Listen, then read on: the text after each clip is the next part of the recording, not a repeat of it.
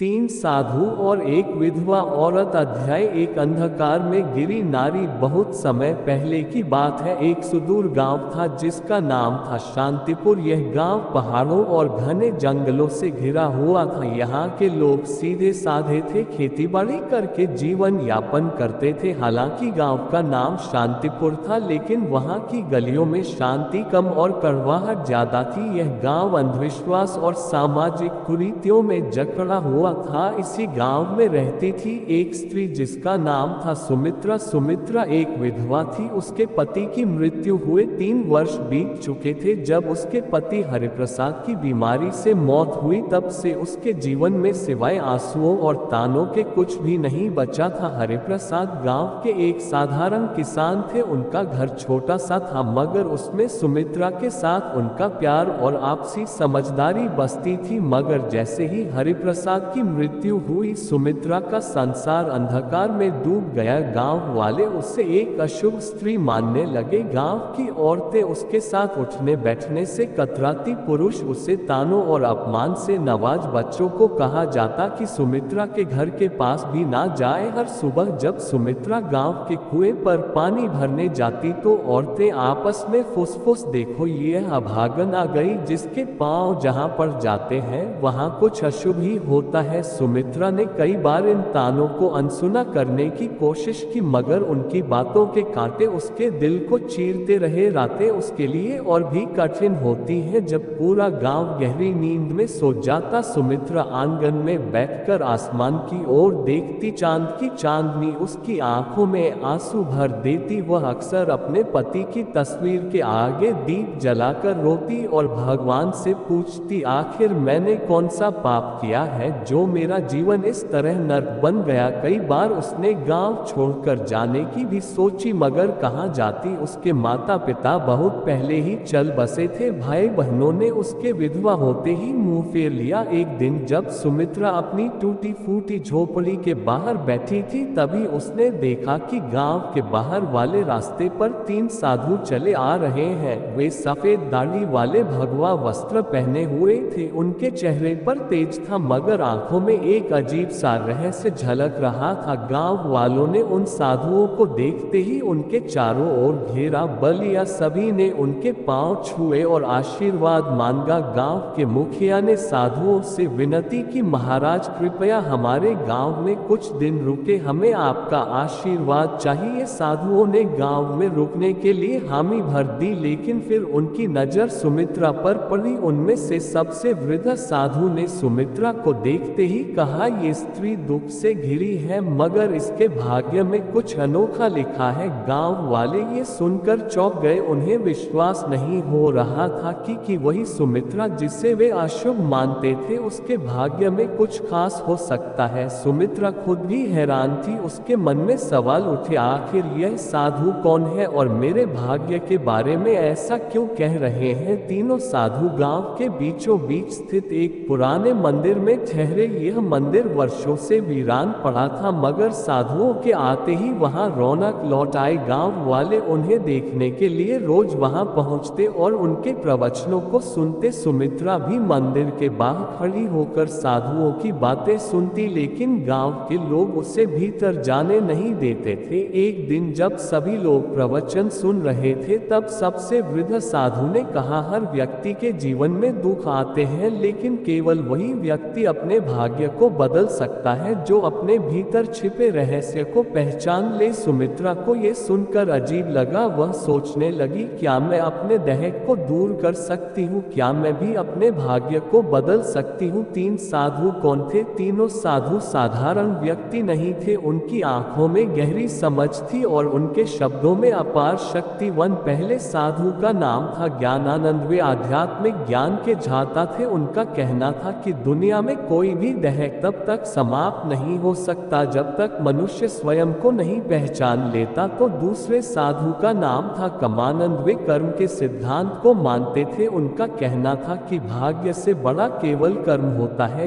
यदि किसी का जीवन अंधकार में है तो उसे केवल अपने कर्मों से ही रोशनी में बदला जा सकता है।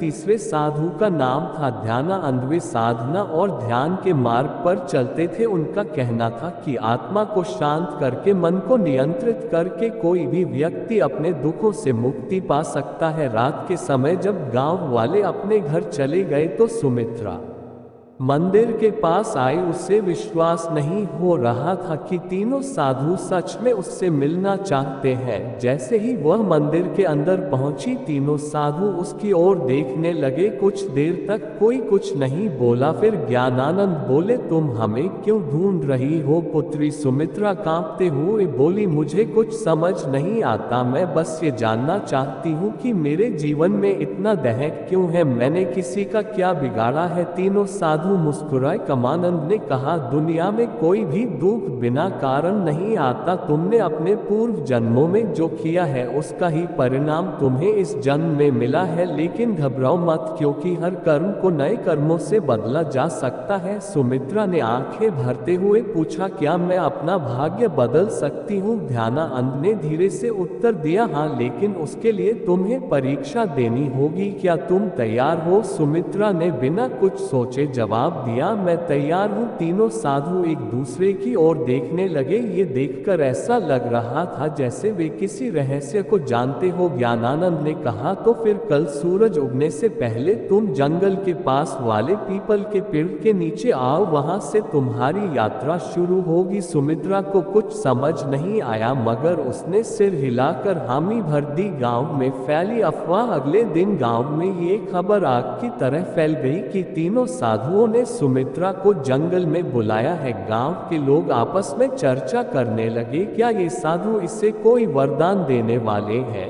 या फिर इसे श्राप मिलेगा? गांव की कुछ औरतें आपस में फुसफुसाना लगी, कहीं ये साधु हमें धोखा तो नहीं दे रहे। लेकिन सुमित्रा को इन बातों से कोई फर्क नहीं पड़ा। उसे केवल इस बात की चिंता थी कि आखिर जंगल में उसके साथ क्या होने वाला है। उस रात सुमित्रा सो नहीं सकी। वह बार बार सोच रही थी, क्या सच में कोई मेरी मदद कर सकता है या ये भी सिर्फ एक और छलावा है? लेकिन अब वह ठान चुकी थी कि चाहे कुछ भी हो जाए, वह अगले दिन सूरज उगने से पहले जंगल के पास जाएगी। यह खड़े थे, वे गहरी तपस्या में लीन थे। उनके चारों ओर एक अद्भुत शांति फैली हुई थी। सुमित्रा ने हाथ जोड़कर प्रणाम किया और कहा, मैं आ गई हूँ महाराज, अब मुझे बताए कि मेरी परीक्षा क्या है? ज्ञानानंद ने आंखें खोली और बोले, ये संसार एक भ्रम है पुत्री, जो इसे समझ लेता है वही अपने भाग्य को बदल सकता है। लेकिन इससे पहले कि हम तुम्हें ज्ञान दें, तुम्हें अपनी परीक्षा देनी होगी। कमानंद ने कहा, हम तुम्हें इस जंगल में छोड़ रहे हैं, तुम्हें रात भर अकेले यही रहना होगा। ये जंगल बहुत रहस्यमय है, यहाँ जंगली जानवर भी हैं और अदृश्य शक्तियाँ भी। लेकिन अगर तुमने अपना डर छोड़ दिया तो तुम पहली परीक्षा पास कर जाओगी। सुमित्रा को ये सुनकर झटका लगा। रात भर अकेले जंगल में वह डर गई थी, लेकिन उसने अपने भीतर हिम्मत जुटाई और कहा, मैं तैयार हूँ। तीनों साधु मुस्कुराए और बोले, हम कल सुबह सूरज उगने के बाद यहाँ आएंगे, तब तक तुम्हें अकेले रहना होगा। इतना कहकर तीनों साधु जंगल के दूसरे छोर की ओर चले गए और सुमित्रा अकेली रह गई। शाम ढलते ही जंगल में अंधेरा छाने लगा। चारों ओर अजीब अजीब सी आवाजें आने लगी। दूर किसी पेड़ पर उल्लू बोल रहा था, झाड़ियों में कुछ सरसरा की आवाजें आ रही थी। सुमित्रा ने अपने दिल को संभाला और एक पेड़ के नीचे बैठ गई। लेकिन जैसे ही रात गहराने लगी, भय भी बढ़ने लगा। अचानक उसे लगा कि कोई परछाई उसकी ओर बढ़ रही है। उसका दिल जोर जोर से धड़कने लगा। क्या ये कोई जंगली जानवर है या कोई भूत? लेकिन तभी उसे साधुओं की बात याद आई, अगर तुमने अपना डर छोड़ दिया तो तुम पहली परीक्षा पास कर जाओगी। उसने अपनी आंखें बंद की, गहरी सांस ली और खुद से कहा, मुझे डरना नहीं चाहिए, मैं यहाँ अकेली नहीं हूँ, मेरे साथ भगवान है। जैसे ही उसने ये सोचा, वह परछाई धीरे धीरे गायब हो गई। रात भर वह इसी तरह अपने डर से लड़ती रही। कभी कोई आवाज सुनाई देती, कभी अजीब सा कंपन महसूस होता, लेकिन उसने खुद को शांत रखा और हिम्मत नहीं हारी। सुबह की पहली पहली किरण और सफलता। जैसे ही सूरज की पहली किरण जंगल में पड़ी, सुमित्रा ने राहत की सांस ली। थोड़ी देर बाद तीनों साधु वहां पहुंचे और देखा कि सुमित्रा मुस्कुरा रही है। ज्ञानानंद बोले,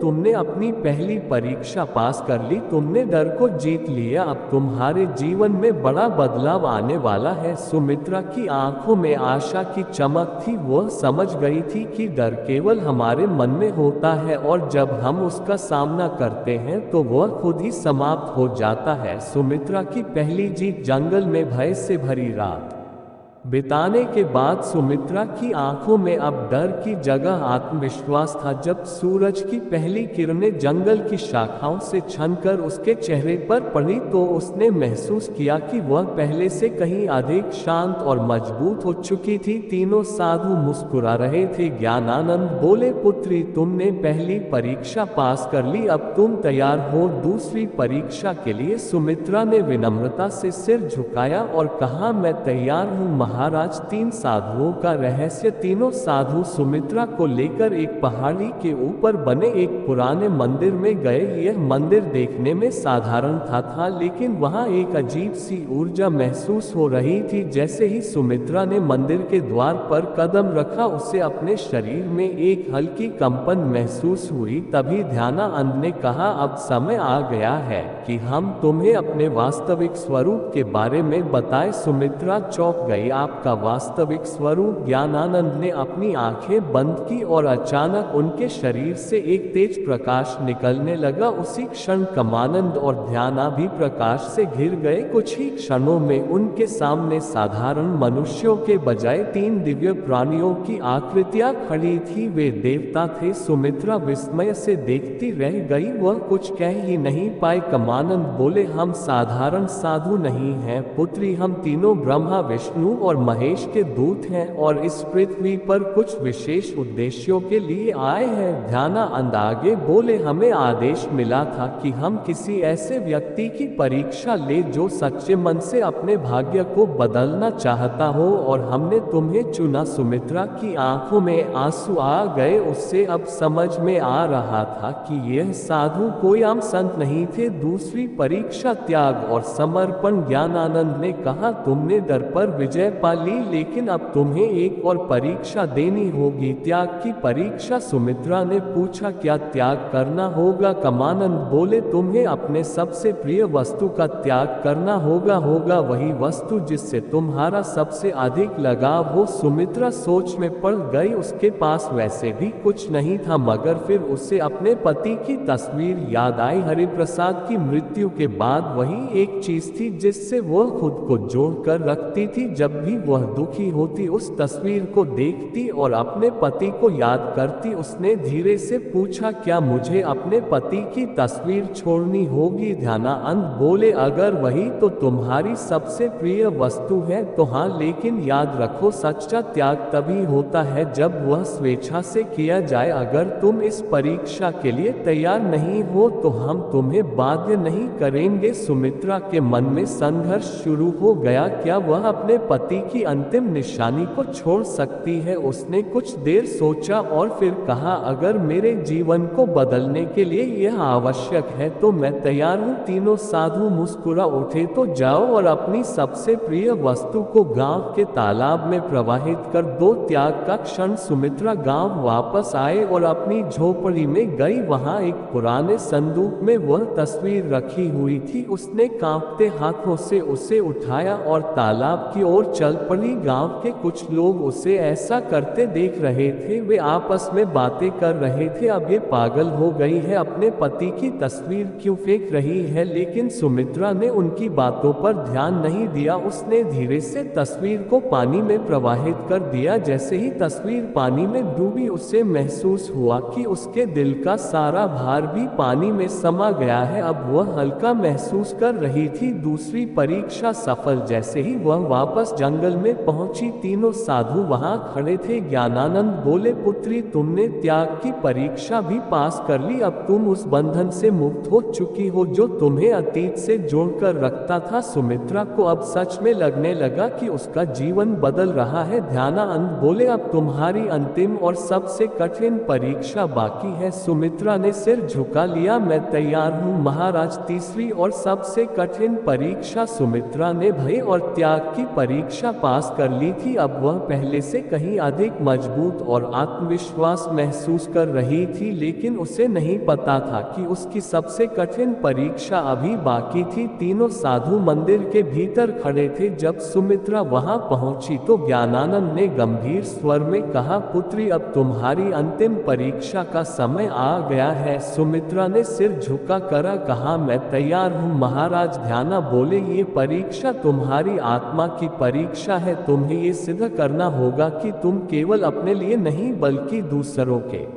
लिए भी जी सकती हो। सुमित्रा ने आश्चर्य से पूछा, मुझे क्या करना होगा? कमानंद ने कहा, गांव में एक वृद्ध महिला रहती है जिसका कोई सहारा नहीं है। वह भूखी और बीमार है। तुम्हें अपना सारा भोजन और अपनी झोपड़ी उसे देनी होगी और फिर तुम्हें जंगल में जाकर 7 दिन तक ध्यान करना होगा बिना भोजन और पानी के। ये सुनकर सुमित्रा स्तब्ध रह गई। अपना घर और भोजन छोड़ दूं और फिर 7 दिन बिना कुछ खाए पिए ध्यान करूं? ये परीक्षा किसी भी अन्य परीक्षा से अधिक कठिन थी। मन का संघर्ष। सुमित्रा की आंखों के सामने उसकी झोपड़ी का दृश्य आ गया। ये घर उसका अंतिम सहारा था। अगर उसने इसे छोड़ दिया तो वह कहां जाएगी? लेकिन फिर उसे साधुओं की बातें याद आई, अगर तुमने ये परीक्षा पास कर ली तो तुम्हारा जीवन पूरी तरह बदल जाएगा। सुमित्रा ने अपने भीतर झांका और फैसला किया, ठीक है महाराज, मैं ये करने के लिए तैयार हूँ। सब कुछ छोड़ना। सुमित्रा गांव लौटी और अपनी झोपड़ी उस वृद्ध महिला को दे दी। उसने अपने बचे खुसे भोजन को भी उसे सौंप दिया। गांव के लोग ये देखकर हैरान थे, ये क्या कर रही है, अपना सब कुछ क्यों छोड़ रही है? लेकिन सुमित्रा ने किसी की बातों पर ध्यान नहीं दिया। वह सीधा जंगल की ओर बढ़ गई जहां उसे 7 दिन तक ध्यान करना था। 7 दिन का कठिन ध्यान। पहला दिन बीता और सुमित्रा को बहुत भूख लगी, लेकिन उसने अपनी चेतना को भटकने नहीं दिया। उसने अपनी आंखें बंद की और साधुओं के दिए हुए मंत्रों का जाप करने लगी। दूसरे दिन उसे प्यास ने सताना शुरू किया, लेकिन उसने पानी की इच्छा को भी त्याग दिया और ध्यान में लगी रही। तीसरे दिन उसके शरीर में कमजोरी आने लगी, लेकिन उसने हार नहीं मानी। चौथे दिन उसे लगा कि वह अब और नहीं सह पाएगी, लेकिन तभी उसे साधुओं की बातें याद आई। सच्ची शक्ति शरीर में नहीं मन में होती है। 5वें और 6ठे दिन वह पूरी तरह ध्यान में डूब गई थी। अब उसे भूख प्यास महसूस ही नहीं हो रही थी। 7वें दिन जब सूरज उगा तो कुछ अद्भुत हुआ। सुमित्रा की आत्मा एक नई ऊर्जा से भर गई थी। उसे महसूस हो रहा था जैसे वह एक साधारण स्त्री नहीं रही बल्कि एक दिव्य शक्ति से जुड़ चुकी है। सुमित्रा का रूपांतरण। जब 7वां दिन पूरा हुआ तो तीनों साधु उसके सामने प्रकट हुए। ज्ञानानंद बोले, पुत्री, तुमने अपनी अंतिम परीक्षा भी पास कर अब तुम केवल एक साधारण विधवा नहीं हो बल्कि एक सशक्त आत्मा बन चुकी हो। कमानंद बोले, तुम्हारे भीतर अब वह शक्ति आ गई है जिससे तुम न केवल अपना बल्कि दूसरों का भी भाग्य बदल सकती हो। ध्यानानंद ने अपने हाथ उठाए और कहा, तुम्हें आशीर्वाद देते हैं कि अब से तुम्हारी जिंदगी सुख शांति और सम्मान से भरी होगी। सुमित्रा के चारों ओर एक सुनहरी रोशनी फैल गई। उसने आंखें बंद कर ली और जब खोली तो वह पहले से कहीं अधिक शांत, मजबूत और तेजस्वी महसूस कर रही थी। गांव में वापसी और सम्मान। जब सुमित्रा गांव लौटी तो गांव वाले उसे देखकर चौंक गए। अब वह कोई दुखी विधवा नहीं थी, उसके चेहरे पर दिव्यता थी, उसकी आंखों में आत्मविश्वास था। गांव के लोगों ने उसे पहले तिरस्कृत किया गया था, लेकिन अब वे उसके पास आकर उसके चरण छूने लगे। माँ, हमें क्षमा करो, हमने तुम्हारा अपमान न किया था, लेकिन अब हमें समझ आ गया कि तुम कोई साधारण स्त्री नहीं हो। सुमित्रा मुस्कुराए और कहा, सच्ची शक्ति बाहर नहीं, हमारे भीतर होती है। जब हम अपने डर, अपने मोह और अपने अहंकार को त्याग देते हैं, तभी हम असली शक्ति को प्राप्त कर सकते हैं। गांव वालों ने उसे गांव की सम्माननीय महिला घोषित कर दिया। अब वह पूरे गांव की मार्गदर्शक बन गई थी। 3 साधुओं का आशीर्वाद और विदाई। तीनों साधु फिर से उसके सामने प्रकट हुए। ज्ञानानंद बोले, हमारा कार्य पूरा हुआ, अब हमें वापस जाना होगा। सुमित्रा ने हाथ जोड़कर कहा, मैं आपकी आभारी हूँ महाराज, आपने मुझे सिखाया कि सच्चा सुख और शक्ति हमारे भीतर है। कमानंद मुस्कुराए और बोले, तुम अब केवल अपने लिए नहीं बल्कि पूरे संसार के लिए जियोगी। धनानंद ने हाथ उठाए और आशीर्वाद दिया, तुम्हारा जीवन अब एक नई रोशनी से भरा रहेगा। जैसे ही उन्होंने ये कहा, तीनों साधु प्रकाश में बदलकर आकाश में विलीन हो गए। नया जीवन, नई पहचान। अब सुमित्रा सिर्फ एक विधवा नहीं थी, वह पूरे गांव की मार्गदर्शक बन चुकी थी। उसने गांव में शिक्षा, सेवा और परोपकार की एक नई लहर चलाई। जहां पहले लोग उसे अपशकुन मानते थे, अब वे उसकी सलाह के बिना कोई भी निर्णय नहीं लेते थे। अब वह सिर्फ सुमित्रा नहीं थी, वह मां सुमित्रा बन चुकी थी। अध्याय 5 समाप्त। कहानी का सार, एक डर को हराकर ही हम सच्ची शक्ति प्राप्त कर सकते